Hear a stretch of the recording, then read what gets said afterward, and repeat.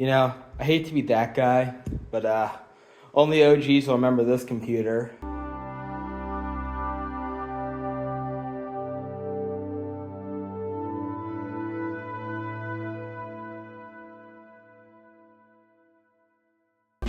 This is a custom-built Intel Pentium 4 based computer. Windows must have a thing where if it doesn't work on the first try, it doesn't even try again. Yes! It played the Windows XP startup sound. And there was the lovely Windows XP startup sound. That must have been like a very horrible boot time. That took forever.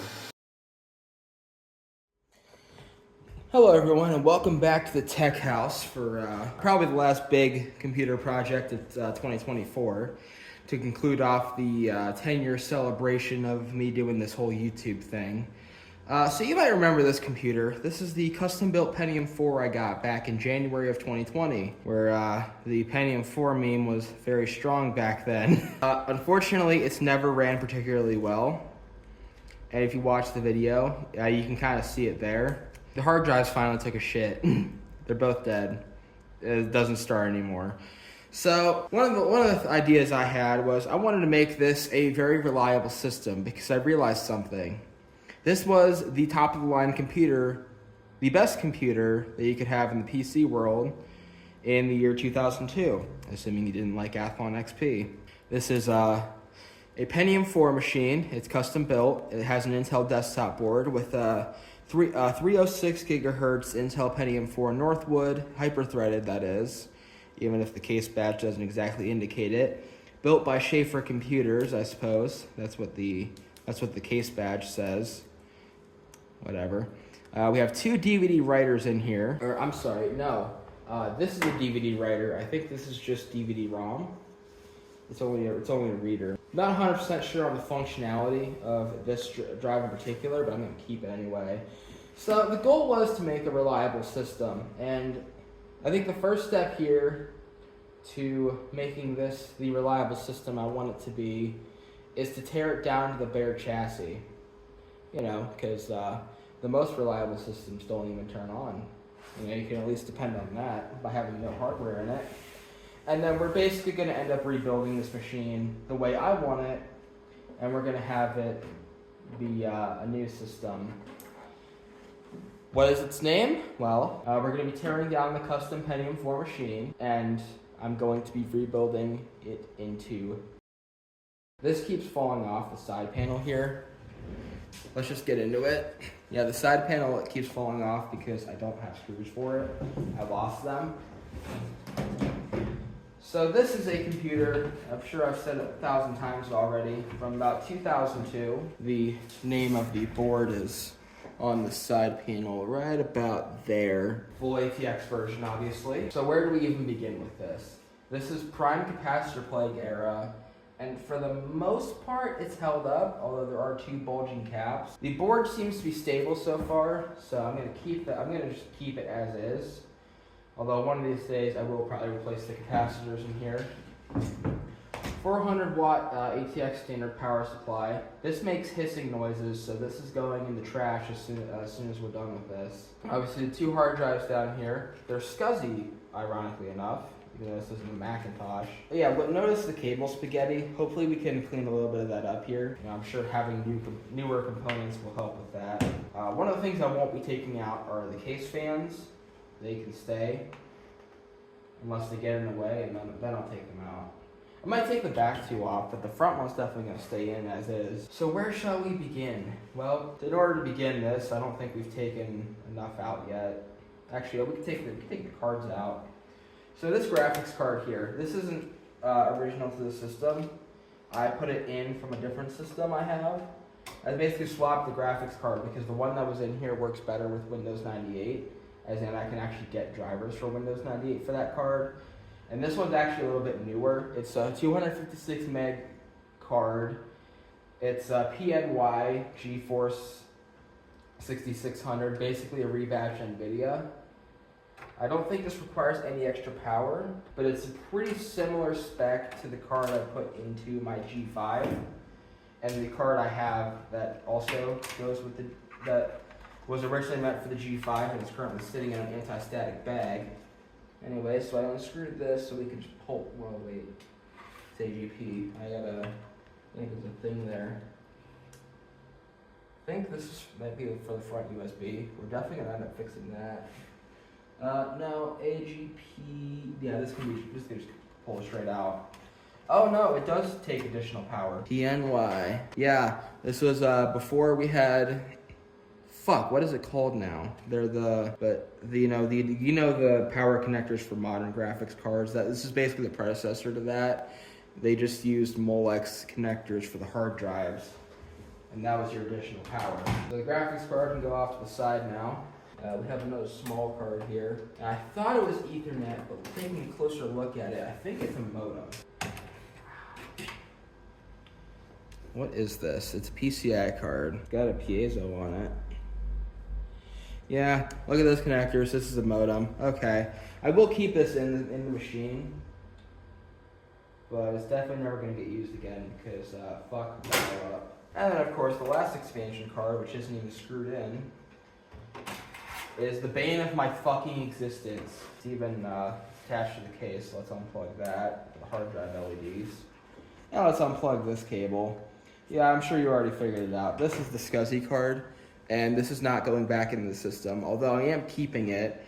I will put it in my G4 because it would make a really good card to read old Macintosh hard drives, especially because I have OS 9 installed on it now. Just unplug this floppy drive. I pulled that out of an old Dell, and apparently they don't have front faceplates on them. I think it works, but I don't trust it for a second, so it's getting tossed. If I can get the fucking connector off of it.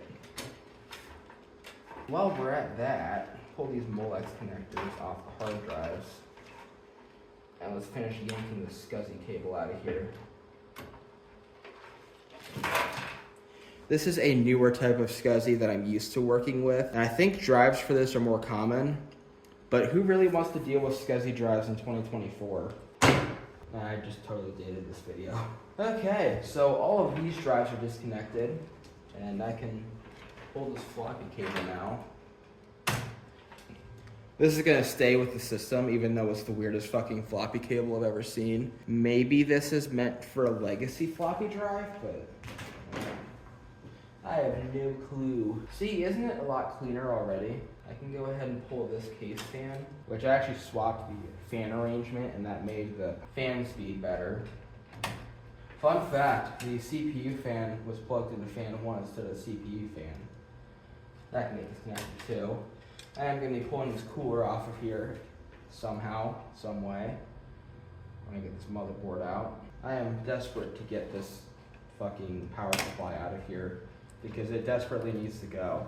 I never checked it for capacitor plague, but I can almost guarantee you it's got fucking bulging caps in there, if not blown ones. It makes hissing noises when you plug it in and apply power.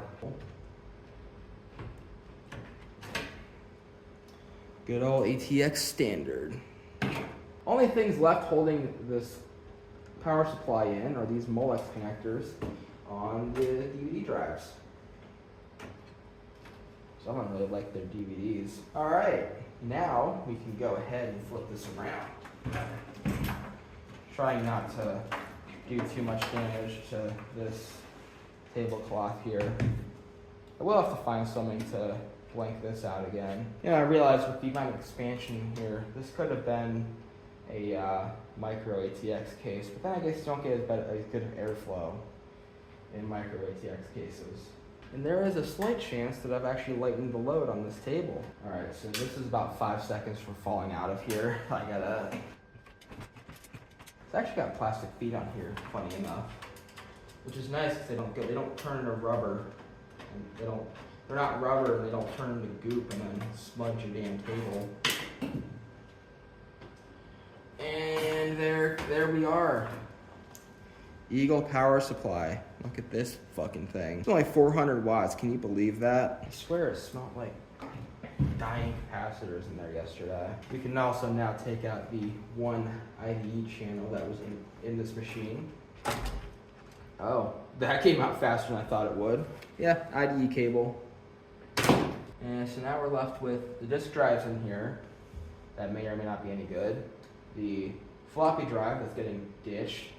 The zip drive that I'm not so sure of the condition of. And the hard drives that are totally dead and they need to go. So in order to get this stuff out, I think these drive cages actually can be fully removed from the system. One of the beauties of ATX standard. But in order to work on any of this any further, the other side is gonna have to come off. Simply remove my screws 3 and reveal the other side to be. Fuck am I saying? Alright, that's 2, and then number 3, and this should slide off. If you're worried about that 4th screw, so am I. I don't know what that goes to. Oh wait, it might be the board, the carrier for the board. But then again, I think there's rivets holding that in, so there is 0 chance I am removing that. Whatever that might be. I probably need to clean this side panel off too. And that will reveal the other side of the chassis. And now I gotta watch myself before I fucking slice my fingers off. I have removed this side's screws already for the disk drives. What I didn't do, so we're gonna pull this. I'm probably gonna keep these screws separate. I thought this was supposed to be a magnetic screwdriver. What the hell, knockoff? I fix it. And I might need a smaller screwdriver to get the other side. In fact, I probably need a small screwdriver for these to begin with. So I don't plan on taking the actual cages out, but obviously I'm taking all of the drives out of the machine. Those screws will stay separate, although I probably won't need them again. This machine is going solid state for the future. I'm getting a SATA SSD for it, so we're gonna go all Drago with this bitch. Imagine the airflow you can get by having no side panels on here. Now it is an air-cooled machine after all. Can you imagine if this was a liquid-cooled Pentium 4? Oh my god, that would be horrible. But it also probably would have died 20 years ago. You know, like the G5s did. I'm not the biggest on cooling computers with liquid. I just never really wanted to get to that point. That just seems that seems like the desperate move to me. I know some people like it, but I'm not one of those people. Oh my god, ow. That is a terrible. I don't know if you can see the condition of my hands now from grabbing that part of the case, but you're definitely not supposed to grab that part of the case. Now I did realize that this can just slide out now. Made in Singapore. Scuzzy. Warranty void if any label or screw is removed or broken. 1500 RPM. Capacity 36.7 gigabytes. This was smaller than the hard drives I thought about putting in here. Holy shit. Dated the 6th of February 2002. I don't even know who made it. Yeah, straight up, this doesn't even say who made it. But either way, it's cooked now. I'm gonna take this home and smash it with a hammer, because that will ensure that every single shred of data is gone. Because that's really the right thing to do at this point, because this was once somebody else's computer. Oh my god, I just realized there's only one screw holding both of these drives in, and that is how it's going to be later. I do like part swapping on systems. Oh. No, it's the same hard drive. Yeah, I think these are both bought in matched pairs. I think it's supposed to be some kind of rate or something. Also, 36.7 gigabytes, dated February of 2002. Shows you how old this fucking thing is. It's really a shame that the SCSI drives died before like half of my IDE hard drives. I found this thing in here. It says Evercool. I don't know what this is all about, but it's all fucked up. That can go in the trash too. I don't know how mad preservationists are getting mad at me right now. Oh. Zip drive. Is there a date on this? This wasn't even plugged in, but it is a Panasonic. It's IDE, of course. with no jumpers on it, so it's set to a slave. I'll have to keep note of that, actually. Drive A and not drive A. Well, this isn't supposed to be drive A because it's going to have a floppy drive, and I already did have a floppy drive, so yeah, slave it is. And here comes the decaying remains of floppy disks. Fuck. Okay, so this is about to fall out. That's awesome. Yeah, there we go. That fixed it. Anyways, floppy drive. This came out of an old Dell because the other one wasn't working that I originally got with it, which did match the system at least. So maybe I should have just kept that one in here. I think I needed to use floppy disk for something. I just needed something that would read it, and that's just what so happened to go into the machine. I don't know. This was never a system I showed a whole lot on camera anyway. Not like I show most of my systems on camera very much. That required me to actually make videos. So this can slide out now. We have the Sony DVD ROM drive, the very, very beige one. At least this one actually is jumpered, probably because it actually used a full IDE channel. DVD ROM drive unit, model number DDU1621. That's what it says. Manufactured 2004, so this definitely received upgrades at some point, which makes sense because the manual for this motherboard, which I downloaded, it never has mentioned any compatibility for the hyper-threaded Pentium 4s, but it supports them, evidently. Might have even required a BIOS update to take advantage of it. Welcome to the world of building your own computers. And then this one will slide right back out too. And this is your DVD writer. Very useful in Windows XP, which has no DVD. Well, it does have disk writing software installed. This one's dated January of 03. So this came before the DVD-ROM drive. So I'm guessing at one point this was a single disc computer. Yeah, there's parts in here from 2002. Parts from 2003, and there's more other parts from 2004, evidently. But you got a date here that says 2/15/03, 2-year parts. I assume that's some kind of warranty, because obviously the dude that had this before, I don't think he actually built it himself, but he did use it for a business. And I did forget all these wacky, tacky connectors on the motherboard here. Yeah, this is all going to get redone. Desperately needed anyway. So orange, that is power switch. Blue is reset. And these two are for the power LED. Sweet. And look, there's no CMOS battery in here because I took it out because it was dead.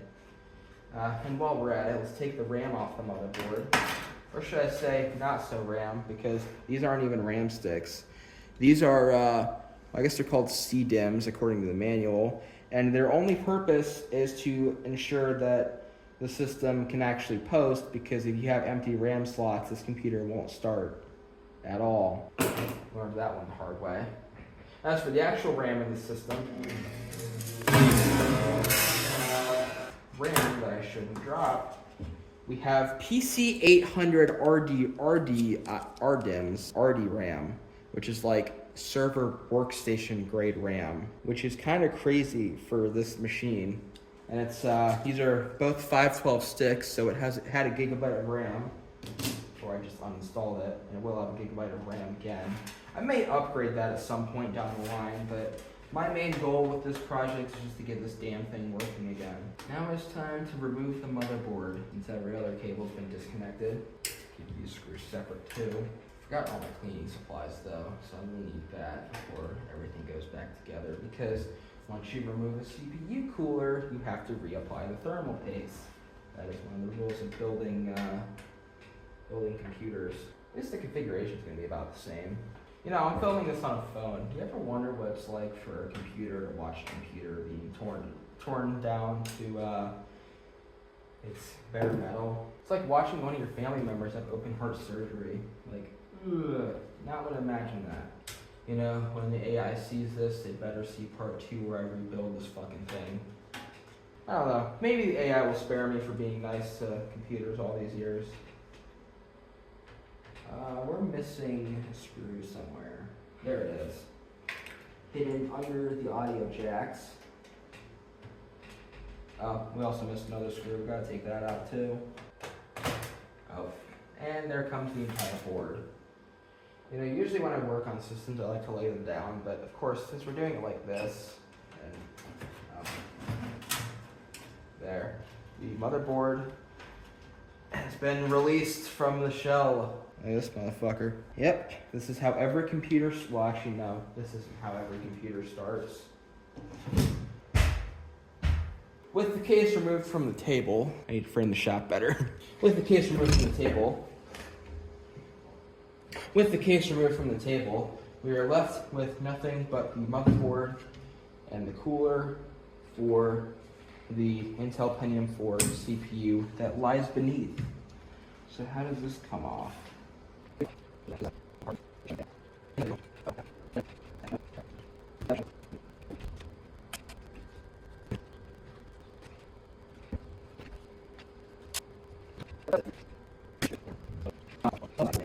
Yeah, so either way, look at that fucking shit. Okay, I probably shouldn't touch that, but I'm going to anyway.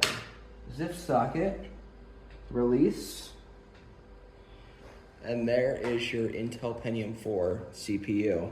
And before I bend the pins on it, the Pentium 4 can be very much nicely received into its slot, where it shall remain for the rest of the time. I'm gonna have to go ahead and clean all this up, but yeah, so now we wait for parts to show up. But just remember, children, every computer starts like this, minus the CPU being there.